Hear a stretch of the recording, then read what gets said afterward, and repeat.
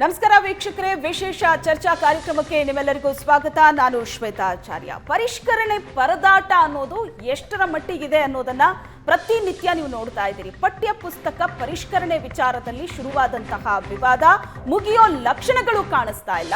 ರಾಜಕೀಯ ಜಟಾಪಟಿ ಆಗ್ತಾ ಇದೆ. ಈ ವಿಚಾರದಲ್ಲಿ ಸಾಕಷ್ಟು ವಿವಾದಗಳನ್ನ ನಾವು ನೋಡ್ತಾ ಬಂದಿದ್ದೀವಿ. ಅದು ಹಿಜಾಬ್ ಆಗಿರ್ಬೋದು, ಹಲಾಲ್ ಆಗಿರ್ಬೋದು, ಆಜಾನ್, ಧರ್ಮಗಳ ನಡುವೆ ನಡೀತಾ ಇರುವಂತಹ ಯುದ್ಧ, ಮಸೀದಿ, ಮಂದಿರ ಅಂತ ಈಗ ಅಂತಹ ಒಂದು ವಿವಾದಗಳ ಪಟ್ಟಿಯಲ್ಲಿ ಈ ವಿವಾದ ಕೂಡ ಸೇರ್ಕೋತಾ ಇದೆ.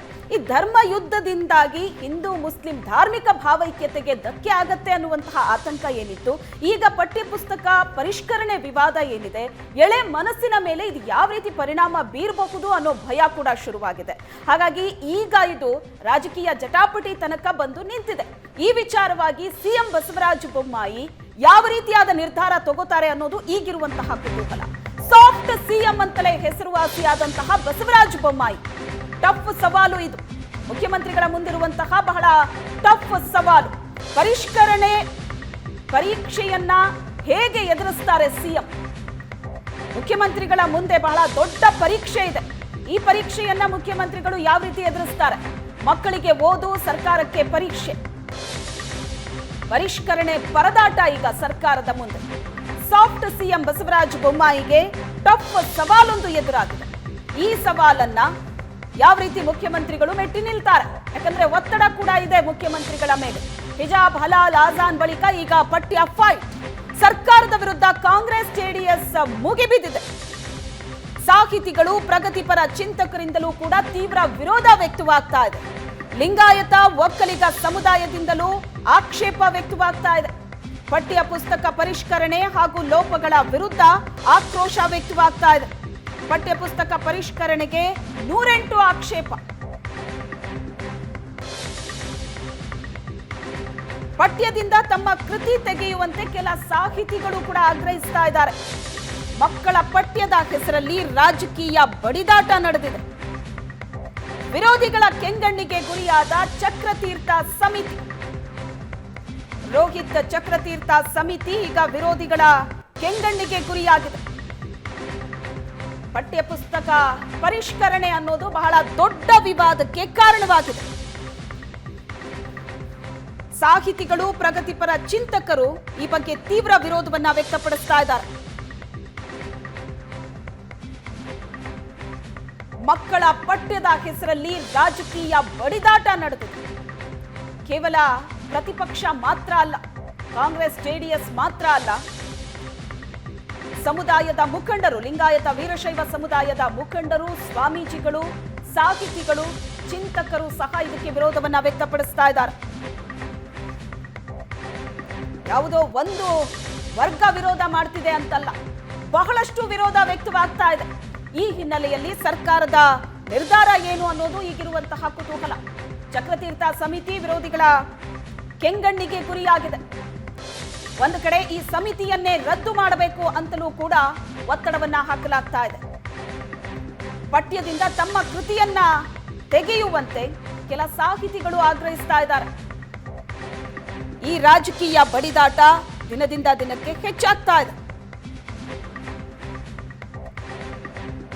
ಈ ಹಿಂದೆ ಸಿದ್ದರಾಮಯ್ಯನವರು ಮುಖ್ಯಮಂತ್ರಿ ಆಗಿದ್ದಂತಹ ಸಂದರ್ಭದಲ್ಲಿ ಪ್ರೊಫೆಸರ್ ಬರಗೂರು ರಾಮಚಂದ್ರಪ್ಪ ನೇತೃತ್ವದ ಪಠ್ಯ ಪುಸ್ತಕ ರಚನಾ ಸಮಿತಿ ಶಾಲಾ ಪಠ್ಯದ ಪರಿಷ್ಕರಣೆ ಮಾಡಿತ್ತು. ಅದಾದ ನಂತರ ಅಲ್ಲಿ ಕೆಲವೊಂದಷ್ಟು ಲೋಪದೋಷಗಳನ್ನ ಮಾಡಿದೆ ಸಮಿತಿ ಅಂತ ಈಗ ಹೊಸದಾಗಿ ಪಠ್ಯ ಪರಿಷ್ಕರಣೆಗೆ ಸರ್ಕಾರ ಒಂದು ಸಮಿತಿಯನ್ನ ರಚನೆ ಮಾಡುತ್ತೆ. ಅದೇ ರೋಹಿತ್ ಚಕ್ರತೀರ್ಥ ನೇತೃತ್ವದ ಸಮಿತಿ. ಈ ಸಮಿತಿ 6ರಿಂದ 10ನೇ ತರಗತಿಯವರೆಗೆ ಸಮಾಜ ವಿಜ್ಞಾನ ಮತ್ತು ಕನ್ನಡ, ಹಾಗೇನೆ 3ನೇ ತರಗತಿಯ ಪರಿಸರ ಅಧ್ಯಯನ ಪಠ್ಯ ಪುಸ್ತಕಗಳ ಪರಿಷ್ಕರಣೆ ಮಾಡಿತ್ತು. ಅದು ಈಗ ಬಹಳ ದೊಡ್ಡ ವಿವಾದಕ್ಕೆ ಕಾರಣವಾಗ್ತಾ ಇದೆ. ಈ ವಿವಾದ ಏನು ಅನ್ನೋದು ನಿಮ್ಮೆಲ್ರಿಗೂ ಗೊತ್ತೇ ಇದೆ. ಆದರೆ ಇದು ಯಾವ ರೀತಿ ರಾಜಕೀಯ ಜಿದ್ದಾಜಿದ್ದಿಗೆ ಕಾರಣವಾಗ್ತಾ ಇದೆ, ಇವೆಲ್ಲದರ ಬಗ್ಗೆ ಇವತ್ತಿನ ಕಾರ್ಯಕ್ರಮದಲ್ಲಿ ಚರ್ಚೆಯನ್ನ ನಡೆಸೋಣ. ಈ ಕಾರ್ಯಕ್ರಮದಲ್ಲಿ ಚರ್ಚೆಯನ್ನ ನಡೆಸೋದಕ್ಕೆ ನಮ್ಮ ಜೊತೆ ಸ್ಟುಡಿಯೋದಲ್ಲಿ ಇದ್ದಾರೆ ಪ್ರೊಫೆಸರ್ KS ಮಧುಸೂದನ್ ಅವರು. ಸರ್ ನಮಸ್ತೆ, ಕಾರ್ಯಕ್ರಮಕ್ಕೆ ಸ್ವಾಗತ. ನಮಸ್ಕಾರ ಮೇಡಮ್. ಇನ್ನು ಚಕ್ರವರ್ತಿ ಸೂಲಿಬೆಲೆ ಚಿಂತಕರು ನಮ್ಮ ಜೊತೆ ಕನೆಕ್ಟ್ ಆಗಿದ್ದಾರೆ. ಸರ್ ನಮಸ್ತೆ, ಕಾರ್ಯಕ್ರಮಕ್ಕೆ ಸ್ವಾಗತ. ಇನ್ನು ಸಾಹಿತಿಗಳಾದಂತಹ ಜಿ ರಾಮಕೃಷ್ಣ ಅವರು ಇದ್ದಾರೆ. ಸರ್ ನಮಸ್ತೆ, ಕಾರ್ಯಕ್ರಮಕ್ಕೆ ಸ್ವಾಗತ. ಎಸ್, ಇನ್ನು ಚಕ್ರವರ್ತಿ ಸೂಲಿಬೆಲೆ ಅವರೇ, ಮೊದಲನೇದಾಗಿ ನಾನು ನಿಮ್ಮನ್ನ ಕೇಳೋದಾದ್ರೆ ರೋಹಿತ್ ಚಕ್ರತೀರ್ಥ ಅವರು ಕೂಡ ನಮ್ಮ ಜೊತೆ ಜಾಯಿನ್ ಆಗ್ತಾರೆ ಈಗ. ಚಕ್ರವರ್ತಿ ಸೂಲಿಬೆಲೆ ಅವರೇ, ಮೊದಲನೇದಾಗಿ ನಿಮ್ಮನ್ನ ನಾನು ಕೇಳೋದಾದ್ರೆ, ಈ ಪಠ್ಯಪುಸ್ತಕ ಪರಿಷ್ಕರಣೆ ಅನ್ನೋದು ಪ್ರತಿ ಸರಿ ಆದಾಗ್ಲೂ ಸಣ್ಣ ಪುಟ್ಟ ಗೊಂದಲಗಳಾಗತ್ತೆ. ಅದನ್ನ ಯಾಕೆ ಆ್ಯಡ್ ಮಾಡಿದ್ರಿ, ಇದನ್ನ ಯಾಕೆ ನೀವು ತೆಗೆದ್ರಿ ಅನ್ನೋ ವಿಚಾರವಾಗಿ. ಆದರೆ ಈ ಬಾರಿ ಆಗ್ತಾ ಇರುವಂತಹ ಗೊಂದಲ ಇದೆಯಲ್ಲ, ಬಹಳ ದೊಡ್ಡ ಗೊಂದಲ ಇದು. ಸರ್ಕಾರಕ್ಕೂ ಕೂಡ ಸಾಕಷ್ಟು ಮುಜುಗರ ತಂದಿಡ್ತಾ ಇದೆ. ಅದು ಪಕ್ಕಕ್ಕೆ ಇಟ್ಬಿಡೋಣ, ಎಳೆ ಮನಸ್ಸುಗಳ ಮೇಲೆ, ಮಕ್ಕಳ ಮೇಲೆ ಇದು ಯಾವ ರೀತಿ ಪರಿಣಾಮ ಬೀರುತ್ತೆ ಅಂತ ಬೇಕಿತ್ತಾ ಇದು?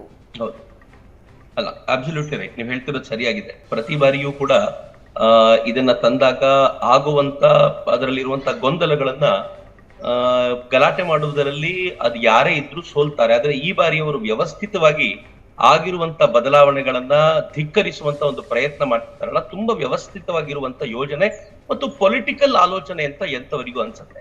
ನಾನೊಂದ್ 2-3 ಸಂಗತಿಗಳನ್ನ ನಿಮ್ ಜೊತೆ ಹಂಚ್ಕೊಳ್ತೀನಿ. ಮೊದಲನೇದಾಗಿ, ಇದು ಪ್ರತಿಯೊಂದು ಕಡೆಯಿಂದಲೂ ಒಂದು ಜಾತಿಯ ಸಂಘಟನೆಗಳನ್ನ ಎಬ್ಬಿಸುವಂತ ಪ್ರಯತ್ನ ಮಾಡ್ತಿದ್ದಾರೆ. ಇದು ನಿಜವಾಗ್ಲೂ ದುರದೃಷ್ಟಕರ ಸಂಗತಿ. ಮೊದಲು ಇದಕ್ಕೆ ಕುವೆಂಪು ಅವರ ಹೆಸರಿಗೆ ಮಸಿ ಬಳಿಯುವಂತ ಪ್ರಯತ್ನ ಮಾಡ್ಲಾಯ್ತು. ಕುವೆಂಪು ಹೆಸರನ್ನ ದುರ್ಬಳಕೆ ಮಾಡ್ಕೊಂಡಿರುವಂತ ವ್ಯಕ್ತಿಗಳು ಇದರಲ್ಲಿದ್ದಾರೆ, ಹಾಗೆ ಮಾಡಿದ್ದಾರೆ, ಅವರನ್ನ ಕೆಟ್ಟದಾಗಿ ನೋಡ್ಕೊಂಡವರು ಇದ್ದಾರೆ, ಅವರ ಪಾಠವನ್ನು ತೆಗೆದಿದ್ದಾರೆ, ಅವರ ಪರಿಚಯವನ್ನು ತೀರ್ಚಿದ್ದಾರೆ. ಅದಕ್ಕೆಲ್ಲ ರೋಹಿತ್ ಚಕ್ರತೀರ್ಥ ತುಂಬಾ ಸಮರ್ಥವಾಗಿ ಉತ್ತರ ಕೊಟ್ಟ ಮೇಲೆ ಅಲ್ಲಿ ಏನು ಉಳ್ಕೊಂಡಿಲ್ಲ. ಆದ್ರೆ ಕುವೆಂಪು ಕುರಿತಂತೆ ರೋಹಿತ್ ಚಕ್ರತೀರ್ಥ ಯಾವಾಗ್ಲೂ ಒಂದ್ಸಲ ಒಂದು ಕವನವನ್ನ, ವಾಟ್ಸಪ್ ಅಲ್ಲಿ ಬಂದಿರೋ ಕವನವನ್ನ ಶೇರ್ ಮಾಡಿದ್ರು ಅನ್ನೋದನ್ನ ಹಿಡ್ಕೊಂಡು ಅವರನ್ನು ವಜಾ ಮಾಡಬೇಕು ಅನ್ನೋ ಪ್ರಯತ್ನ ಮಾಡಿದ್ರು. ಅದಾದ್ಮೇಲೆ ಬಸವಣ್ಣವ್ರನ್ನ ತಂದು, ಒಂದ್ ನಿಮಿಷ, ಅದಾದ್ಮೇಲೆ ತಗೊಂಡ್ಬಂದು ಬಸವಣ್ಣವ್ರನ್ನ ವಿಚಾರ ತೆಗೆದುಕೊಂಡು ಬರ್ಲಾಯ್ತು, ಇನ್ನೊಂದು ಕಮ್ಯುನಿಟಿ ತಗೊಂಡ್ ಬರ್ಲಾಯ್ತು. ಈಗ ಒಂದೊಂದೇ ಟ್ರಸ್ಟ್ ನಿಂದ ರಾಜೀನಾಮೆ ಕೊಡೋದಕ್ಕೆ ನೋಡಿ, ಯಾವುದ್ರಲ್ಲಿ ಪಠ್ಯ ಪುಸ್ತಕದಲ್ಲಿರುವ ಸಂಗತಿಗಳನ್ನು ವಿರೋಧಿಸ್ಲಿಕ್ಕೆ ಆಗೋದಿಲ್ವೋ ಅದಕ್ಕೆ ಬೇರೆ ಬೇರೆ ಜಾತಿಯವನ್ನ ತರ್ಲಿಕ್ಕಾಯ್ತು. ಒಬ್ರು ಕುರುಬರ್ನ ಒಬ್ಬರನ್ನ ಹುಡುಕ್ಲಾಯ್ತು, ಜೈನ್ ಸಮಾಜದವ್ರು ಒಬ್ಬರನ್ನ ಹುಡುಕ್ಲಿಕ್ಕಾಯ್ತು. ಅಂದ್ರೆ ಪ್ರತಿಯೊಂದು ಸಮಾಜದಿಂದ ಒಬ್ಬೊಬ್ಬರನ್ನ ತರ್ತಾ ಇರೋದ್ರ ಉದ್ದೇಶ ಏನು? ಇದು ಪಠ್ಯ ಪುಸ್ತಕದ ವಿರೋಧಕ್ಕಿಂತ ಹೆಚ್ಚಾಗಿ ಇದು ಒಂದು ಕನ್ಸಾಲಿಡೇಷನ್ ಮಾಡಬೇಕು ಸರ್ಕಾರದ ವಿರುದ್ಧ ಎನ್ನುವಂತ ಪ್ರಯತ್ನ ಅಂತ ಎಂತವರಿಗೂ ಅನ್ಸತ್ತೆ. ನೀವು ಹೇಳದಂತೆ ನನಗೆ ಈಗ ಅನ್ಸತ್ತೆ, ಸ್ಪಷ್ಟವಾಗಿ ಇವರು ಇದನ್ನ ರಾಜಕೀಯಗಳನ್ನ ಪಕ್ಕಕ್ಕಿಟ್ಟು ಇದನ್ನೊಂದು ಸೌಹಾರ್ದಯುತವಾದ ಚರ್ಚೆಗೆ ಮುಂದಾಗ್ಬೇಕು. ಯಾವ್ದ್ರಲ್ಲಿ ಏನ್ ತಪ್ಪಿದೆ, ಏನ್ ಸರಿಯಾಗಿದೆ ಅನ್ನೋಂತ ಚರ್ಚೆ ಬರಬೇಕು. ವ್ಯಕ್ತಿಗಳ ಬಗ್ಗೆ ಚರ್ಚೆ ಆಗೋಕ್ಕಿಂತ ಇರುವ ಪಠ್ಯದ ಮೌಲಿಕ ವಸ್ತುಗಳ ಬಗ್ಗೆ ಚರ್ಚೆ ಆಗ್ಬೇಕು. ಆದ್ರೆ ದುರದೃಷ್ಟ, ಕಳೆದ 1 ತಿಂಗಳಿಂದ ಏನ್ ಚರ್ಚೆ ನಡೀತಿದ್ಯೋ ಇಲ್ಲಿ ವಿಷಯ ವಸ್ತುಗಳ ಬಗ್ಗೆ ಚರ್ಚೆ ಆಗದೆ ವ್ಯಕ್ತಿಗಳ ಬಗ್ಗೆನೇ ಹೆಚ್ಚು ಚರ್ಚೆ ಆಗ್ತಾ ಇರೋದು ದುರದೃಷ್ಟಕರ ಸಂಗತಿ ಅಂತ ನನ್ಗನ್ಸುತ್ತೆ. ಆ ನಿಟ್ಟಿನಲ್ಲಿ ನೋಡಿದಾಗ ಖಂಡಿತವಾಗಿಯೂ ನೀವು ಹೇಳಿದಂತೆ ಎಳೆಯ ಮಕ್ಕಳ ಮೇಲೆ ಭಾರಿ ದೊಡ್ಡ ಕೆಟ್ಟ ಪರಿಣಾಮ ಉಂಟು ಮಾಡುವಂತ ಸಾಧ್ಯತೆಗಳು ಅಂತ. ಆದ್ರೆ ಸರ್ಕಾರ ಏನ್ ನಿರ್ಣಯ ತೆಗೆದುಕೊಳ್ಳಲಿಕ್ಕಿದೆ ಅದು ಬಹಳ ಚೆನ್ನಾಗಿದೆ. ನಾಗೇಶ್ ಅವರು ತುಂಬಾ ಸ್ಪಷ್ಟವಾಗಿ ಹೇಳಿದ್ದಾರೆ, ಪಠ್ಯ ಪುಸ್ತಕವನ್ನ ಮರಳಿ ಪಡೆಯುವಂತ ಪ್ರಮೇಯವೇ ಇಲ್ಲ ಅನ್ನುವಂತ ಮಾತನ್ನು ತುಂಬಾ ಸ್ಪಷ್ಟವಾಗಿ ಹೇಳಿರೋದ್ರಿಂದ ನಾನು ಅದನ್ನ ಅಭಿನಂದಿಸ್ತೀನಿ ಮತ್ತು ಬೆಂಬಲಿಸ್ತೀನಿ. ಓಕೆ ಓಕೆ ಓಕೆ ಏನು ಪ್ರೊಫೆಸರ್ ಮಧುಸೂದನ್ ಅವರೇ, ಈಗ ಚಕ್ರವರ್ತಿ ಸೂಲಿಬೆಲೆ ಅವರು ಹೇಳಿದ್ರು, ಹೌದು ಮಕ್ಕಳ ಮೇಲೆ ಇದು ಬಹಳಷ್ಟು ಪರಿಣಾಮ ಬೀರೋದಂತೂ ಪಕ್ಕ ಅಂತ. ಇದ್ರ ಜೊತೆಗೆ ಈಗ ಪಠ್ಯ ಪುಸ್ತಕ ಪರಿಷ್ಕರಣೆ ವಿವಾದ ಏನಿದೆ, ಇದಕ್ಕೆ ಈಗ ರಾಜಕೀಯ ರಂಗು ಕೂಡ ಇದು ಪಡ್ಕೋತಾ ಇದೆ. ಬಿಕಾಸ್ ತುಂಬಾ ಜನ ಸಾಹಿತಿಗಳು ಸಹ ಈಗ ರಿಸೈನ್ ಮಾಡಿದ್ದಾರೆ, ಸರ್ಕಾರಕ್ಕೆ ಒತ್ತಡವನ್ನ ಹಾಕ್ತಾ ಇದ್ದಾರೆ ಇದನ್ನ ಹಿಂಪಡಿಬೇಕು ಅಂತ. ಈ ಎಲ್ಲ ಬೆಳವಣಿಗೆ ಬೇಕಿತ್ತಾ ಅನ್ನೋದು ಮೊದಲನೇ ಪ್ರಶ್ನೆ ಮಕ್ಕಳ ವಿಚಾರದಲ್ಲಿ. ಒಳ್ಳೆ ಪ್ರಶ್ನೆ ಕೇಳಿದ್ದೀರಿ ಮೇಡಮ್. ನಾನು ಶಿಕ್ಷಣ ಕ್ಷೇತ್ರದಲ್ಲಿ ಇದ್ಕೊಂಡು ಕಾರ್ಯನಿರತ ಅಧ್ಯಾಪಕನಾಗಿ ಇದ್ಕೊಂಡು ಪ್ರೈಮರಿ ತರಗತಿಯಿಂದ ಹಿಡಿದು IAS ತರಗತಿಯವರೆಗೆ ಪಠ್ಯಗಳ ಕಾರ್ಯಾಗಾರಗಳಲ್ಲಿ ಭಾಗವಹಿಸಿದ್ದಂಥವನು. ನಾನು ಯಾವ ಪಕ್ಷಕ್ಕೂ ಸೇರಿದವನಲ್ಲ. ಆದರೆ ನನಗೆ ಕೆಲವು ನಿಲುವುಗಳಿವೆ. ನೀವು ಹಿಂದಿನ ಕಾಲದಿಂದಲೂ ನೋಡ್ಕೊಂಡು ಬಂದರೆ ಪಠ್ಯಗಳಲ್ಲಿ ಒಂದು ಕಡೆ ಪ್ರಭುತ್ವ, ಒಂದು ಕಡೆ ಸಮಾಜ ಇರುತ್ತೆ. ಈ ಪಠ್ಯ ಪುಸ್ತಕಗಳು ಒಟ್ಟಾರೆಯಾಗಿ ಸಾಮಾಜಿಕ ಸತ್ಯಗಳನ್ನು ಬಿಂಬಿಸುವ ಹಾಗೆ ಇರಬೇಕು ಮತ್ತು ಮಕ್ಕಳಿಗೆ ಮುಖ್ಯವಾಗಿ ಭಾಷಾ ಪಠ್ಯಗಳಲ್ಲಿ, ಅಂದರೆ ಈ ಸಂದರ್ಭದಲ್ಲಿ ಕನ್ನಡ ಪಠ್ಯಕ್ಕೆ ಸಂಬಂಧಪಟ್ಟ ಹಾಗೆ ಕನ್ನಡವನ್ನು ಆಲಿಸುವುದು, ಗ್ರಹಿಸುವುದು, ಓದುವುದು ಮತ್ತು ಅಭಿವ್ಯಕ್ತಿಗೊಳಿಸುವುದು ಇದನ್ನು ಕಲಿಸ್ಕೊಡೋದು ಕನ್ನಡ ಪಠ್ಯಗಳ ಮುಖ್ಯ ಉದ್ದೇಶ. 1ನೆಯ ತರಗತಿಗೆ ಸೇರಿ ಒಬ್ಬ ವಿದ್ಯಾರ್ಥಿ ಅಥವಾ ವಿದ್ಯಾರ್ಥಿನಿ ಪದವೀಧರಳಾಗುವ ಹೊತ್ತಿಗೆ ಒಟ್ಟು ಅಷ್ಟು ವರ್ಷಗಳಲ್ಲಿ ಇಡೀ ಕನ್ನಡ ಭಾಷೆ, ಕನ್ನಡ ನಾಡು ಮತ್ತು ಕನ್ನಡ ಸಂಸ್ಕೃತಿಗಳ ಸಮಗ್ರ ಅಧ್ಯಯನವನ್ನು ಮಾಡಿರಬೇಕಾಗುತ್ತೆ. ಓಕೆ. ಆದ್ದರಿಂದ ಪ್ರೈಮರಿ ಶಿಕ್ಷಣ, ಮಾಧ್ಯಮಿಕ ಶಿಕ್ಷಣ, ಪ್ರೌಢಶಾಲಾ ಶಿಕ್ಷಣ, ಪ್ರೀ ಯೂನಿವರ್ಸಿಟಿ ಮತ್ತು ಪದವಿಗಳ ಪಠ್ಯಗಳು ಒಂದಕ್ಕೊಂದು ಪೂರಕವಾಗಿರಬೇಕು ಮತ್ತು ಮೇಲ್ಮೇಲಕ್ಕೆ ಹೋಗಬೇಕು, ಮುಂದಕ್ಕೆ ಹೋಗಬೇಕು, ಹಿಂದಿಂದಕ್ಕೆ ಹೋಗೋದಲ್ಲ. ಓಕೆ. ಮತ್ತು ಯಾವಾಗಲೂ ಕೂಡ ಪ್ರಭುತ್ವ ಅನ್ನುವಂಥದ್ದು ಪಠ್ಯವನ್ನು ನಿಯಂತ್ರಿಸುವುದಕ್ಕೆ ಪ್ರಯತ್ನ ಪಡುತ್ತೆ, ಓಕೆ. ಯಾವುದೇ ಸರ್ಕಾರವಾಗಿರಲಿ. ಅದರಲ್ಲಿ ಕೆಲವು ಪಕ್ಷಗಳು ಲಿಬರಲ್ ಆಗಿರ್ಬೋದು. ಅಂದ್ರೆ ಇಲ್ಲಿ ಈ ವಿಚಾರದಲ್ಲಿ ಮುಂದಕ್ಕೆ ಹೋಗೋ ಅಬ್ಬರದಲ್ಲಿ ಒಂದಷ್ಟು ಎಡವಟ್ಟಾಗಿದೆ ಅಂತ ಪಠ್ಯಪುಸ್ತಕ ಪರಿಷ್ಕರಣೆಯಲ್ಲಿ. ಇದ್ರ ಬಗ್ಗೆ ನಾನು ಸರ್ ನಿಮ್ಮ ಹತ್ರ ಮತ್ತೆ ಮಾತಾಡ್ತೀನಿ. ಚಕ್ರವರ್ತಿ ಸೂಲಿಬೆಲೆ ಅವರೇ, ಈಗ ಬಹಳಷ್ಟು ವಿವಾದ ಎಲ್ಲಿ ತನಕ ಬಂದು ನಿಂತಿದೆ ಅನ್ನೋದು ನಮ್ಮೆಲ್ರಿಗೂ ಗೊತ್ತೇ ಇದೆ. ಹಾಗಾದ್ರೆ ಚಕ್ರತೀರ್ಥರನ್ನ ಅಧ್ಯಕ್ಷರಾಗಿ ಆಯ್ಕೆ ಮಾಡಿದ್ದೇ ದೊಡ್ಡ ವಿವಾದಕ್ಕೆ ಕಾರಣವಾಗೋಯ್ತಾ? ಅಲ್ಲ, ಇದು ದುರದೃಷ್ಟಕರ ಸಂಗತಿ ಏನಂತಂದ್ರೆ ಎಲೆಕ್ಷನ್ ಇಯರ್ ಅಲ್ಲಿ ಸರ್ಕಾರ ಇದನ್ನು ಮುಟ್ಟಿದ್ದು ಬಹುಶಃ ಇವರಿಗೆಲ್ಲ ಹಬ್ಬದಂತಾಗಿದೆ ಅಷ್ಟೇ. ಇದಕ್ಕಿಂತ 1-2 ವರ್ಷ ಮುಂಚೆ ಮಾಡಿದ್ರೆ ಇವ್ರು ಯಾರು ಇದಕ್ಕೆ ಇಷ್ಟು ಮಾತಾಡ್ಲಿಕ್ಕೆ ಹೋಗ್ತಿರ್ಲಿಲ್ಲ, ಇದಕ್ಕೊಂದು ಈ ರಂಗು ಬರ್ತಿರ್ಲಿಲ್ಲ. ಹಿಂಗಾಗಿ ನಂಗೆ ತುಂಬಾ ಸ್ಪಷ್ಟವಾಗಿ ಗೊತ್ತಾಗುತ್ತೆ ಇದು ಪೊಲಿಟಿಕಲ್ಲೇ ಹೊರತು ಮತ್ತೇನೋ. ನಾನು ಆಗ್ಲೇ ಹೇಳಿದಂತೆ ಇದು ತುಂಬಾ ಸ್ಪಷ್ಟವಾಗಿ ವ್ಯಕ್ತಿ ಕೇಂದ್ರಿತವಾಗಿದೆ ಹೊರತು ವಸ್ತು ಕೇಂದ್ರಿತವಾಗಿಲ್ಲ ಅಂತ. ಈಗಲೂ ಕೂಡ ಇದ್ದಂತ ಹಳೆಯ ವಸ್ತುಗಳನ್ನ ನಾವು ಚರ್ಚೆ ಮಾಡದೇ ಆದ್ರೆ ಹೇಗೊಂದು ಸೈದ್ಧಾಂತಿಕ ಹೀರಿಕೆ ಮಾಡುವಂತ ಪ್ರಯತ್ನ ಮಾಡಿದ್ರು ಅಂತ ನಂಗೆ ಬಹಳ ವಿಚಿತ್ರ ಅನ್ಸೋದೇನು ಅಂತಂದ್ರೆ, ಶಿಕ್ಷಣ ತಜ್ಞರು ಅಂತ ಅನ್ನಿಸ್ಕೊಳ್ಳೋರು ಇವತ್ ಮಾತನಾಡ್ತಿದ್ದಾರೆ ಪ್ರಭುತ್ವ ಯಾರ ತಲೆ ಮೇಲೂ ಕೂತ್ಕೊಳ್ಬಾರ್ದು ಅಂತ. ಆದ್ರೆ ಬರಗೂರು ರಾಮಚಂದ್ರಪ್ಪನವ್ರು ತಂದಂತ ಪುಸ್ತಕಗಳು ಎಷ್ಟು ಅದು ವೈರುಧ್ಯಗಳಿಂದ ಕೂಡಿದ್ವು ಅಂತಂದ್ರೆ, ಅದರಲ್ಲಿ ಎಷ್ಟು ದೋಷಗಳಿಂದ ಕೂಡಿದ್ವು ಅಂತಂದ್ರೆ, ಅವ್ರು ಇವೆಲ್ಲ ಮಾಡಿದ ಪ್ರಮಾದಗಳನ್ನ, ಇದಕ್ಕಿಂತ ಹೆಚ್ಚು ಪ್ರಮಾದಗಳನ್ನ ಏನ್ ಮಾಡಿದ್ರೋ ಆ ಪ್ರಮಾದಗಳ ಕುರಿತಂತೆ ಯಾರು ಮಾತನಾಡ್ಲಿಲ್ಲ. ಆದ್ರೆ ಇವತ್ ಮಾತನಾಡ್ತಿದ್ದಾರೆ. ದೊಡ್ಡ ಚರ್ಚೆ ಆಯ್ತು. ಅದನ್ನ ಆ ಚರ್ಚೆಯನ್ನ ಈ ತರ ತೆಗೆದುಕೊಳ್ಳಿಕ್ ಆಗ್ಲಿಲ್ಲ ಅಷ್ಟೇ. ಅವಾಗ ಅನೇಕ ಲೇಖನಗಳು ಬಂದಿವೆ ಈ ಕುರಿತಂತೆ ಬರೆಯಲಾಗಿದೆ. ಬರಗೂರು ರಾಮಚಂದ್ರಪ್ಪನವರು ಎಷ್ಟು ಕೆಟ್ಟದ್ದಾಗಿ ಇದನ್ನು ಮಾಡಿದ್ದಾರೆ ಅಂತ ಬರೆದು ಕೂಡ ಆಗಿದೆ. ಅನೇಕ ಚರ್ಚೆಗಳಾಗಿವೆ. ಆದ್ರೆ ಇವತ್ತು ಇದನ್ನ ನಾನು ಹೇಳ್ತೀನಲ್ಲ, ಇದು ಹಿಂದೆ ಇರುವಂತದ್ದು ರಾಜಕೀಯ ಪ್ರೇರಣೆ ಅಷ್ಟೇ. ಆವತ್ತದನ್ನ ಒಂದಷ್ಟು ಸಾಹಿತಿಗಳು, ಒಂದಷ್ಟು ಚಿಂತಕರು ಅದ್ರ ಕುರಿತಂತೆ ಬರೆದಿದ್ದಾರೆ. ಆದ್ರೆ ಯಾರು ರಾಜಕೀಯವಾಗಿ ಅದನ್ನು ಯೋಚನೆ ಮಾಡಿರ್ಲಿಲ್ಲ. ಆದ್ರೆ ಇವತ್ತು ಪಕ್ಕಾ ರಾಜಕೀಯ ಮಾಡಿದ್ರೆ. ಅದಕ್ಕೆ ನಿಮ್ಗೆ ಹೇಳ್ತಿರೋದು, ಪ್ರತಿಯೊಂದು ಜಾತಿಯಿಂದ ಒಬ್ಬೊಬ್ಬ ಲೀಡರ್ನ ಕರ್ಕೊಂಡು ಬರ್ಲಿಕ್ತದೆ, ಅವ್ರನ್ನ ಮುಂದಿಟ್ಕೊಂಡು ಆ ಜಾತಿಯವ್ರನ್ನ ಬಡಕಾಯಿಸೋ ಪ್ರಯತ್ನ. ನಾನು 1-2-3 ಸಂಗತಿಗಳನ್ನು ಹಂಚ್ಕೊಳ್ತೀನಿ. ಒಂದು 3 ನಿಮಿಷ ಅನ್ಇಂಟರಪ್ಟೆಡ್ ಟೈಮ್ ಕೊಡಿ ನನಗೆ. ಏನಂತಂದ್ರೆ, ಮೊದಲನೇದು, ಸುದೀರ್ಘ ಕಾಲದಿಂದ ಈಗ ಮೊನ್ನೆ ಒಂದಿಬ್ರು ಟ್ರಸ್ಟ್ ಗಳಲ್ಲಿರುವಂತ ಪ್ರಮುಖರು ರಾಜೀನಾಮೆ ಕೊಟ್ಟಿದ್ದಾರೆ. ಒಬ್ರು ಜೈನ ಕಮ್ಯುನಿಟಿಗೆ ಸೇರಿದವರು, ಕುರುಬ ಕಮ್ಯುನಿಟಿಗೆ ಸೇರಿದವರು ಒಬ್ರು. ಅಂದ್ರೆ ಒಂದೊಂದು ಕಮ್ಯುನಿಟಿಯನ್ನು ಆರಿಸಿಕೊಂಡಿರುವ ರೀತಿ ನೋಡಿ. ಒಟ್ಟು 23 ಟ್ರಸ್ಟ್ ಗಳು ಈ ತರ ಇವೆ. ಆದ್ರೆ ಯಾರನ್ನು ಆರಿಸಿಕೊಳ್ಳಲಾಗಿದೆ ಅನ್ನೋದು ಮೊದಲನೇದು. ಆದ್ರೆ ನಾನ್ ಕೇಳದ್ ನಿಮ್ಮನ್ನ, ಸುದೀರ್ಘವಾಗಿ ಒಂದ್ ಟ್ರಸ್ಟ್ ಗಳಲ್ಲಿ ಒಬ್ಬೊಬ್ಬರೇ ಕೂತಿರೋದು ಅಧ್ಯಕ್ಷರಾಗಿ ಎಷ್ಟು ಸರಿ? ಹಾಗೆ ಅವರನ್ನ ಒಂದು ವಯಸ್ಸಾಗಿರೋರ್ನ ನೀವು ಪಕ್ಕಕ್ಕೆ ಸರಿಸಿ ಈಗ ಮಧ್ಯವಯಸ್ಕರನ್ನ, ತರುಣರನ್ನ ತರಬೇಕಾಗಿರೋದು ಸರ್ಕಾರದ ಜವಾಬ್ದಾರಿ. ಸರ್ಕಾರ ಮಾಡ್ಲಿಲ್ಲ ಅಂತಂದಾಗ ನಾವೇ 8 ವರ್ಷ ಕೂತಿರ್ಬೇಕಪ್ಪ ಅಂತ ಅವ್ರು ಬಿಟ್ರೆ ತಲೆ ಕೆಡಿಸ್ಕೊಳ್ಬೇಕು ಅಂತಿಲ್ಲ ಅಂತ ನಂಗೆ ಮೊದಲನೇದು ಅನ್ಸೋದು. ಆಮೇಲೆ ಇದ್ರ ಜೊತೆಗೆ ಹೇಳ್ಬೇಕು ಅಂತಂದ್ರೆ, ಯೂತ್ ಪಾಲಿಸಿನ ತರಬೇಕು ಅಂತ ಸರ್ಕಾರ ಇಷ್ಟೆಲ್ಲ ಓಡಾಡ್ತಾ ಇರುವಾಗ ಯುವಕರನ್ನ ಈ ಜಾಗಗಳಿಗೂ ತರಬೇಕಲ್ಲ. ಈ ಜಾಗಗಳಿಗೆ ಯುವಕರು ಬರೋದು ಯಾವಾಗ? ಮಧ್ಯವಯಸ್ಕರು ಬರೋದು ಯಾವಾಗ? ಈ ನಾಡಿನಲ್ಲಿ ಯುವಕರು ಎಷ್ಟೊಂದು ಸಾಹಿತ್ಯಗಳಾಗಿ ಮುಂದಕ್ಕೆ ಬರ್ತಿದ್ದಾರೆ ಅಂತಂದ್ರೆ ಅವ್ರಿಗಳಿಗೊಂದು ಅವಕಾಶ ಸಿಗ್ಲಿ. ಈ ಪ್ರಮುಖವಾದ ಟ್ರಸ್ಟ್ ಗಳಲ್ಲಿ, ಅದು ಕುವೆಂಪು ಅವರ ವಿಚಾರಧಾರೆಯ ಟ್ರಸ್ಟ್ ಗಳೆಲ್ಲ ಇದ್ದಾಗ ಅದು ಬರ್ಲಿ ಅಂತ ಒಂದು ಸೂಕ್ಷ್ಮವಾದ ಸಂಗತಿ ಹೇಳ್ತೀನಿ. ಇದನ್ನ ದಯವಿಟ್ಟು ರೈಸ್ ಮಾಡಿ. ಒಬ್ರು ಟ್ರಸ್ಟ್ ನವರು ರಾಜೀನಾಮೆ ಕೊಟ್ಟಿದ್ದಾರೆ. ಇಂಟ್ರೆಸ್ಟಿಂಗ್ಲಿ ಆ ಟ್ರಸ್ಟಿನ ಅಧ್ಯಕ್ಷರಾಗಿ ಅವ್ರು ರಾಜೀನಾಮೆ ಕೊಟ್ಟಿದ್ದಾರೆ. ಆದ್ರೆ ಸಮಿತಿಯಲ್ಲಿ ಅವ್ರ ಹೆಂಡತಿಯೇ ಇದ್ದಾರೆ, ಆಕೆ ಇನ್ನೂ ರಾಜೀನಾಮೆ ಕೊಡ್ಲಿಲ್ಲ ಅಂತ. ಅದರ ಅರ್ಥ ಏನು ಅಂತಂದ್ರೆ, ಆ ಟ್ರಸ್ಟ್ ನಲ್ಲಿರುವಂತ ಅಥವಾ ಅವ್ರ ಮನೆಯಲ್ಲೇ ಇಬ್ಬಂದಿ ಇದೆ. ಗಂಡನಿಗೆ ಈ ಟೆಕ್ಸ್ಟ್ ಬುಕ್ ಬೇಡ ಅಂತ ಅನ್ಸಿದೆ, ಹೆಂಡತಿಗೆ ಬೇಕು ಅಂತ ಅನ್ಸಿದೆ. ಹಿಂಗಾಗಿ ಟ್ರಸ್ಟಿಗೆ ಹೆಂಡತಿ ರಾಜೀನಾಮೆ ಕೊಡ್ಲಿಲ್ಲ ಅಂದ್ರೆ ಏನರ್ಥ? ಒಂದ್ ಟ್ರಸ್ಟ್ ನ ಫ್ಯಾಮಿಲಿ ಟ್ರಸ್ಟ್ ಮಾಡ್ಕೊಂಡು ಸರ್ಕಾರದ ಅನುದಾನವನ್ನ, ಸರ್ಕಾರದ ಸಹಾಯವನ್ನ ಪಡ್ಕೊಂಡು ತಮ್ಗೆ ಬೇಕಾದ್ದನ್ನು ಮಾಡಬಹುದು ಅನ್ನೋದು ಮೊದಲನೇ ಪ್ರಶ್ನೆ. ಇನ್ ಎರಡನೇದು, ಭ್ರಷ್ಟಾಚಾರ ಪ್ರಕರಣಗಳು ಎಷ್ಟರ ಮಟ್ಟಿಗೆ ಇವ್ರ ತಲೆ ಮೇಲಿವೆ ಅಂತಂದ್ರೆ, ಶ್ಯಾಮ್ ಸುಂದರ್ ವರದಿ ಒಂದು ಜಾರಿಗೆ ಬಂದಿತ್ತು. ಆ ಶ್ಯಾಮ್ ಸುಂದರ್ ವರದಿಯ ಪ್ರಕಾರ ಯಾವ ತರ ಭ್ರಷ್ಟಾಚಾರ ನಡೆದಿದೆ ಕುವೆಂಪು ಅವರ ಹೆಸರಿನಲ್ಲಿ ಅನ್ನೋದು ಬಂದಿತ್ತು. ನಾನು ಅತ್ಯಂತ ಕಳಕಳಿಯಿಂದ ಕೇಳ್ಕೊಳ್ಳೋದು, ಈ ಶ್ಯಾಮ್ ಸುಂದರ್ ವರದಿಯನ್ನ ಇವ್ರು ಜಾರಿಗೆ ತರಬಹುದಾ ಅಂತ. ಇನ್ನು ಮೂರನೇದೊಂದಿದೆ. ಮೂರನೇದು ಏನು ಅಂತಂದ್ರೆ, ಬೈಲಾಗ್ ತಕ್ಕಂತ ಇವ್ರು ಕೆಲಸ ಮಾಡ್ತಿದಾರಾ? ಮಾಸ್ತಿ ಅವ್ರ ಹೆಸರಿನಲ್ಲಿ ಒಂದು ಟ್ರಸ್ಟ್ ಇದೆ. ಅದರ ಬೈಲಾದಲ್ಲಿ ಏನ್ ಹೇಳುತ್ತೆ ಗೊತ್ತೇನು? ಯಾರು ಸಣ್ಣ ಕತೆ ಬರೀತಾರೋ ಅವರಿಗೆ ವರ್ಷಕ್ಕೊಂದು ಪ್ರಶಸ್ತಿ ಕೊಡಬೇಕು ಅಂತ. ಆದ್ರೆ ಇವರು ಆ ಪ್ರಶಸ್ತಿಗಳನ್ನು ಕೊಡಲ್ಲ. ಇವರು ಅದಕ್ಕೆ ಯಾರು ವಿಮರ್ಶೆಗಳನ್ನು ಮಾಡ್ತಾರೋ ಅವ್ರಿಗೂ ಪ್ರಶಸ್ತಿಗಳನ್ನು ಕೊಡುವಂತ ಪ್ರಮೇಯಗಳನ್ನು ಬಂದಿವೆ. ಹೀಗಾಗಿ ನನ್ಗನ್ಸೋದು 23 ಟ್ರಸ್ಟ್ಗಳಿಗೆ ಸರ್ಕಾರ ಏನು ಹಣ ಕೊಡುತ್ತೋ ಅಷ್ಟು ಜನ ಇಷ್ಟು ವರ್ಷ ಏನ್ ಮಾಡಿದ್ದಾರೆ ಅಂತ ಒಂದು ತನಿಖೆ ನಡೆಸಲಿ ಅಂತ.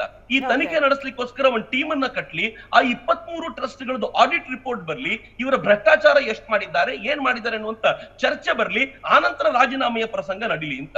ಮತ್ ನನಗೆ ಇನ್ನೂ ಕಳಕಳಿಯಿಂದ ಕೇಳ್ಕೊಳ್ಳೋದು ಏನು ಅಂತಂದ್ರೆ, ಸರ್ಕಾರಕ್ಕೆ ಆಗ್ರಹ ಏನು ಅಂದ್ರೆ, ಯಾರ್ಯಾರು ರಾಜೀನಾಮೆ ಕೊಡ್ತಾರೋ, ಯಾರ್ಯಾರು ತಮ್ಮನ್ನ ಇನ್ನು ಮುಂದೆ ನಾವು ಈ ಟ್ರಸ್ಟ್ ಗಳಲ್ಲಿ ಇರಲ್ಲ ಅಂತ ಹೇಳ್ತಾರೋ ದಯವಿಟ್ಟು ಅವ್ರನ್ನ ಕಳಿಸ್ಕೊಡಿ. ಯಾಕೆಂದ್ರೆ ಇವ್ರು ಯಾರು ಸ್ವಂತಕ್ಕೆ ಟ್ರಸ್ಟ್ ಅನ್ನ ಕಟ್ಟಿದವರಲ್ಲ, ಸರ್ಕಾರ ಕಟ್ಟಿದ್ದು, ಅದು ಜನರ ದುಡ್ಡಿನಲ್ಲಿ ಕಟ್ಟಿರುವಂತದ್ದು. ಜನ ಅದಕ್ಕೆ ಬೇಕಾಗಿರುವಂತ ಹಣವನ್ನ ಕೊಡ್ತಾರೆ, ಆ ಟ್ಯಾಕ್ಸ್ ನಲ್ಲಿ ಕೊಡ್ಲಾಗತ್ತೆ. ಹೀಗಾಗಿ ನಂಗೆ ತುಂಬಾ ಸ್ಪಷ್ಟವಾಗಿ ಅನ್ಸೋದು ಏನು ಅಂತಂದ್ರೆ, ಸರ್ಕಾರ ಅವ್ರನ್ನೆಲ್ಲ ಕಳಿಸಿ ಆ ಜಾಗಕ್ಕೆ ಸಮರ್ಥರಾಗಿರುವಂತ, ಈಗಿದ್ದವ್ರು ಸಮರ್ಥರಲ್ಲ ಅಂತ ಹೇಳಲ್ಲ, ಆದ್ರೆ ಎಷ್ಟು ಕೆಲಸ ಮಾಡಿದ್ದಾರೆ ಅನ್ನೋದು ನನ್ನ ಪ್ರಶ್ನೆ. ನೀವು ಕುವೆಂಪು ಅವ್ರ ಹೆಸರಿನಲ್ಲಿ ಟ್ರಸ್ಟ್ ಇದೆ, ಆದ್ರೆ ಕುವೆಂಪು ಅವರನ್ನ ಮನೆ ಮನೆಗೂ ತಲುಪಿಸ್ಲಿಕ್ಕೆ, ಸಮಾಜದ ಮೂಲೆ ಮೂಲೆಗೂ ತಲುಪಿಸ್ಲಿಕ್ಕೆ ಇವ್ರು ಏನ್ ಮಾಡಿದ್ದಾರೆ, ಎಷ್ಟು ಕಾರ್ಯಕ್ರಮಗಳನ್ನು ಹಮ್ಮಿಕೊಂಡಿದ್ದಾರೆ ಒಂದು ಮುಂದಿಡಿ. ನಾನು ಟಿವಿ ಅವ್ರನ್ನು ಕೇಳ್ಕೊಳ್ತೀನಿ, ಅವ್ರದ್ದೆಲ್ಲ ಟ್ರಸ್ಟಿನಿದ್ದು ಕೂಡ ಒಂದು ಚರ್ಚೆ ಆಗ್ಬಿಡ್ಲಿ ಇವತ್ತು. ಆ ಟ್ರಸ್ಟಿನ ಮೂಲಕ ಅವ್ರು ಏನ್ ಮಾಡಿದ್ದಾರೆ ಅಂತ ಬರೀ ರಾಜೀನಾಮೆ ಕೊಟ್ಟು ಭಡಕಾಯಿಸಿ ಈ ಮಕ್ಕಳ ತಲೆಯನ್ನ ಹಾಳು ಮಾಡೋದಲ್ಲ, ಉಲ್ಟಾ ಅವ್ರು ಏನ್ ಮಾಡಿದ್ದಾರೆ ಟ್ರಸ್ಟ್ ನಲ್ಲಿ ಇದ್ದಾಗ ಸರ್ಕಾರದ ಹಣಕ್ಕೆ ಎಷ್ಟು ಬೆಲೆ ಕೊಟ್ಟಿದ್ದಾರೆ. ಪ್ರತಿ ಬಾರಿ ಹಣ ತಗೊಳ್ತಾರಲ್ಲ ಲಕ್ಷಾಂತರ ರೂಪಾಯಿ, ಅದಕ್ಕೆ ಆಡಿಟ್ ನಡೆದಿದ್ಯಾ, ಆಡಿಟ್ ನಡೆದ ನಂತರ ಅದು ಏನಾಗಿದೆ ದುಡ್ಡು ಅನ್ನೋ ವಿಚಾರ ಬಂದಿದ್ಯಾ, ಒಂದ್ ಚರ್ಚೆ ಆಗ್ಬಿಡ್ಲಿ. ಚರ್ಚೆ ಆದ ನಂತರ ಗೊತ್ತಾಗುತ್ತೆ ಇವ್ರಿಗೆಲ್ಲ ಎಲ್ಲರ ಬಂಡವಾಳ ನಿಜವಾಗ್ಲೂ ಏನು ಅಂತ. ಸೊ ಆ ಚರ್ಚೆಯು ಈ ಸಂದರ್ಭದಲ್ಲಿ ನಡಿಬೇಕು ಅಂತ ನನ್ಗನ್ಸುತ್ತೆ. ಓಕೆ, ಹಾಗಾದ್ರೆ ಈಗ ಇಡೀ ಪಠ್ಯವನ್ನ ಬ್ರಾಹ್ಮಣೀಕರಣಗೊಳಿಸಲಾಗ್ತಾ ಇದೆ, ಕೇಸರೀಕರಣಗೊಳಿಸೋದ ಪಠ್ಯ ಬದಲಾವಣೆಯ ಅಜೆಂಡಾ ಅನ್ನುವಂತಹ ಆರೋಪ ಕೂಡ ಈಗ ಕೇಳಿ ಬಂದಿದೆ ಈ ಪಠ್ಯಪುಸ್ತಕ ಪರಿಷ್ಕರಣೆ ನಂತರ. ಈ ಪಠ್ಯಪುಸ್ತಕ ಅಷ್ಟೇ ಅಲ್ಲ, ನೀವ್ ಎಲ್ಲಕ್ಕೂ ಮೊದಲು ಕೇಸರೀಕರಣ ಅಂತ ತಂದ್ರು. ಆದ್ರೆ ಕೇಸರೀಕರಣ ಅಂತ ಅಂದ ತಕ್ಷಣ ಈ ದೇಶದಲ್ಲಿ ಹಿಂದೂಗಳೆಲ್ಲ ಒಟ್ಟಾಗ್ಬಿಡ್ತಾರೆ ಅನ್ನೋ ಕಾರಣಕ್ಕೋಸ್ಕರ ಕೇಸರೀಕರಣ ಅನ್ನೋ ಪದವನ್ನ ಆಚೆಗಿಟ್ಟು ಬ್ರಾಹ್ಮಣೀಕರಣವನ್ನ ಅನ್ನೋ ಪದವನ್ನು ತಂದ್ರು. ಆದ್ರೆ ಯೋಚನೆ ಮಾಡಬೇಕಾಗಿರುವಂತ ಸಂಗತಿ, ಈ ಹಿಂದಿನ ಬರಗೂರು ರಾಮಚಂದ್ರಪ್ಪ ಅವರು ತಗೊಂಡಿರುವಂತ ಪಠ್ಯಗಳು, ಆನಂತರ ಅವ್ರ ಕಮಿಟಿಯಲ್ಲಿ ಇದ್ದಂತವ್ರು, ಇವರೆಲ್ಲರಲ್ಲೂ ಬ್ರಾಹ್ಮಣರು ಎಷ್ಟಿದ್ರು ಅನ್ನೋ ಸಂಖ್ಯೆ ಬಂದ ತಕ್ಷಣ ಇವರು ತಡಬಡಾಯಿಸಿ ಹೋಗ್ತಿದ್ದಾರೆ. ಇವರೆಲ್ಲರೂ ಹೆಂಗಾಗೋಗಿದ್ದಾರೆ ಅಂತಂದ್ರೆ, ಆರೋಪ ಮಾಡೋದ್ರಲ್ಲಿ ಮುಂಚೂಣಿಯಲ್ಲಿ ನಿಂತಿರ್ತಾರೆ. ಆದ್ರೆ ಇವ್ರಿಗೆ ಇರುವಂತ ದೊಡ್ಡ ಪ್ರಾಬ್ಲಮ್ ಏನು ಅಂತಂದ್ರೆ, ಇವ್ರು ಮಾಡಿರುವಂತ ತಪ್ಪುಗಳನ್ನ ಮುಂದಿಟ್ಟು ತಕ್ಷಣ ಹೊಸದೊಂದು ವಾದವನ್ನ, ಗೋಲ್ ಪೋಸ್ಟ್ ಅನ್ನೇ ಚೇಂಜ್ ಮಾಡಿ ಮುಂದಕ್ಕೆ ತಗೊಂಡ್ ಬರ್ತಾರೆ. ಅದಕ್ಕೆ ನಾನು ಆರಂಭದಲ್ಲೇ ಹೇಳಿದಂತೆ, ಇವರಿಗೆ ಸಮಸ್ಯೆ ಇರೋದು ವ್ಯಕ್ತಿಯೊಂದಿಗೆ, ಸಮಸ್ಯೆ ಇರೋದು ರೋಹಿತ್ ಚಕ್ರತೀರ್ಥನೊಂದಿಗೆ, ಆದ್ರೆ ವಸ್ತುವಿನೊಂದಿಗೆ ಅಲ್ಲ. ನೀವು ಈ ಬಾರಿ ಯೋಚನೆ ಮಾಡಿ, ಶತಾವಧಾನಿ ಆರ್ ಗಣೇಶರನ್ನ ನೀವು ಬ್ರಾಹ್ಮಣರು ಅಂತ ಕರೆಯೋಲ್ಲ. ಶತಾವಧಾನಿ ಆರ್ ಗಣೇಶರು ಬರೆದಿರುವಂತ ಭಾರತೀಯ ಸಂಸ್ಕೃತಿಯ ಚಿಂತನೆಗಳು ಎಂತ ವಿಸ್ತಾರವಾಗಿರುವಂತ ಪಾಠ. ಆ ಪಾಠವನ್ನೊಮ್ಮೆ ಓದಿ ನೋಡ್ಲಿಕ್ಕೆ ಹೇಳಿ, ಯಾವತ್ತಾದ್ರೂ ಸಾಧ್ಯವಾದ್ರೆ ಸುವರ್ಣದಲ್ಲಿ ಆ ಪಾಠದಲ್ಲಿರುವಂತ ಸೇಲಿಯಂಟ್ ಫೀಚರ್ ನ ಸಮಾಜಕ್ಕೆ ಹೇಳಿ ನೋಡಿ, ಎಲ್ರಿಗೂ ಖುಷಿಯಾಗುವಂತದ್ದು. ನನಗೆ ಬಹಳ ಆಕ್ಷೇಪ ಇದೆ, ನೀವು ಮಾತೆತ್ತಿದ್ರೆ ನಮ್ಮ ಸಮಾಜದ ಟೆಕ್ಸ್ಟ್ ಬುಕ್ ನಲ್ಲಿ, ಕನ್ನಡದ ಟೆಕ್ಸ್ಟ್ ಬುಕ್ ನಲ್ಲಿ ಇಸ್ಲಾಂ ಮತ್ತು ಕ್ರಿಶ್ಚಿಯಾನಿಟಿಯ ಒಳ್ಳೆಯತನಗಳನ್ನ ಪರಿಚಯಿಸ್ತೀರಿ, ಗುಡ್, ನಾನು ಒಪ್ಕೊಳ್ತೀನಿ. ಆದ್ರೆ ಹಿಂದುತ್ವದ ವಿಚಾರ ಬಂದ ತಕ್ಷಣ ಇಲ್ಲಿ ಜಾತೀಯತೆ ಇದೆ, ಇಲ್ಲಿ ಮಡಿ ಇದೆ, ಇಲ್ಲಿ ಮೈಲಿಗೆ ಇದೆ, ಇಲ್ಲಿ ಅದಿದೆ ಅಂತ ಕೆಟ್ಟ ಕೆಟ್ಟ ಸಂಗತಿಗಳನ್ನು ಹೇಳ್ತೀರಾ. ಓದುವ ಮಗುವಿನ ಮನಸ್ಸಿನಲ್ಲಿ ಏನ್ ಅನ್ನಿಸ್ಬೇಕು? ಇದು ಬೆಳವಣಿಗೆಯ? ನಮ್ಮ ಶಿಕ್ಷಣ ತಜ್ಞರು ಹೇಳ್ತಾರೆ, ನಾವು ಹಂತ ಹಂತವಾಗಿ ಬೆಳವಣಿಗೆ ಆಗ್ಬೇಕು. ಹಂತ ಹಂತವಾಗಿ ಬೆಳವಣಿಗೆ ಏನಾಗ್ಬೇಕು? ಸ್ಟಾರ್ಟಿಂಗ್ ಅಲ್ಲಿ ಹಿಂದೂ ಧರ್ಮವನ್ನ ಕೆಟ್ಟದಾಗಿ ತಿಳ್ಕೊಂಡು ಕೊನೆಯಾಗಿ ಡಿಗ್ರಿ ಮುಗಿಯೋ ವೇಳೆಗೆ ಹಿಂದೂ ಧರ್ಮವನ್ನು ಬೈಲಿಕ್ಕೆ ಶುರು ಮಾಡ್ಬೇಕಾ? ಇದು ಹಂತ ಹಂತದ ಬೆಳವಣಿಗೆ ಆಗಿತ್ತ? ಹಿಂದೂ ಧರ್ಮದಲ್ಲಿ ಶ್ರೇಷ್ಠ ಚಿಂತನೆಗಳಿಲ್ವಾ? ನೀವು ಕೂಡ ಅದೇ ಧರ್ಮವನ್ನು ಪಾಲಿಸುವಂತವ್ರು, ನಿಮ್ಗೆ ಆ ಶ್ರೇಷ್ಠ ಚಿಂತನೆಗಳ ಪರಿಚಯ ಇಲ್ವಾ? ಆದ್ರೆ ಶಾಲೆಗಳಲ್ಲಿ ಯಾಕೆ ಇದನ್ನು ತುರುಕಲಾಗುತ್ತೆ, ಯಾಕೆ ಈ ವಿಚಾರಗಳನ್ನು ತುಂಬಲಾಗುತ್ತೆ ಅನ್ನೋ ಪ್ರಶ್ನೆಯನ್ನ ಎತ್ತಿದ್ರೆ, ಇದನ್ನ ಕೇಸರೀಕರಣ, ಇದನ್ನ ಬ್ರಾಹ್ಮಣೀಕರಣ ಅಂತಂದ್ರೆ ಏನ್ ಹೇಳೋದು? ನನಗೆ ಒಂದೇ ಒಂದು, ನಾನು ಚರ್ಚೆಗೆ ನಾನು ತುಂಬಾ ಕಳಕಳಿಯಿಂದ ಕೇಳ್ಕೊಳ್ತೀನಿ ನಿಮ್ಮನ್ನು ಕೂಡ, ಪಾಠಗಳ ಮೌಲ್ಯಗಳನ್ನು ಚರ್ಚೆ ಮಾಡಿ. ಹಳೆಯ ಪಾಠದಲ್ಲಿ ಏನಿತ್ತು, ಕೆಲವು ಕವಿತೆಗಳಿವೆ, ಎಂತ ಕವಿತೆಗಳಿದ್ವು ಅದರಲ್ಲಿ, ಈಗ ಹಾಕಿರುವಂತ ಕವಿತೆಗಳು, ಈಗ ಹಾಕಿರುವಂತ ಪಾಠಗಳು ಎಂತವು ಅಂತ ನೀವು ಗುಣಮಟ್ಟದ ಚರ್ಚೆ ನಡೆದಿದ್ದೆ ಆದ್ರೆ ಎಲ್ಲರೂ ಬೀದಿಗೆ ಬಂದು ನಿಂತ್ಕೊಳ್ತಾರೆ. ಇವ್ರ ಹತ್ರ ಆ ಚರ್ಚೆಗೆ ಅವಕಾಶವೇ ಇಲ್ಲ. ಸುಮ್ಮನೆ ಜಾತಿಯ ಹೆಸರಿನಲ್ಲಿ ಬಡಕಾಯಿಸುವಂತ ಪ್ರಯತ್ನ ಏನ್ ಮಾಡ್ತಿದ್ದಾರೆ, ಅದು ಖಂಡಿತವಾಗಿ ನಡೆಯಲ್ಲ ಅಂತ ನನಗನ್ಸುತ್ತೆ ಈ ಸಂದರ್ಭ. ಎಸ್ ಎಸ್ ಎಸ್ ಏನು ಸಾಹಿತಿಗಳಾದ ಜಿ ರಾಮಕೃಷ್ಣ ಅವರಿದ್ದಾರೆ ಸರ್, ನಾನು ನಿಮ್ಮನ್ನು ಮಾತಾಡಿಸ್ತೀನಿ. ರೋಹಿತ್ ಚಕ್ರತೀರ್ಥ ಅವರು ಕೂಡ ಇದ್ದಾರೆ ಸಂಪರ್ಕದಲ್ಲಿ. ಒಂದು ಚಿಕ್ಕ ಬ್ರೇಕ್ನ ಸಮಯ ಆಗ್ತಾ ಇದೆ, ಬ್ರೇಕ್ನ ನಂತರ ಚರ್ಚೆ ಮುಂದುವರಿಯುತ್ತೆ.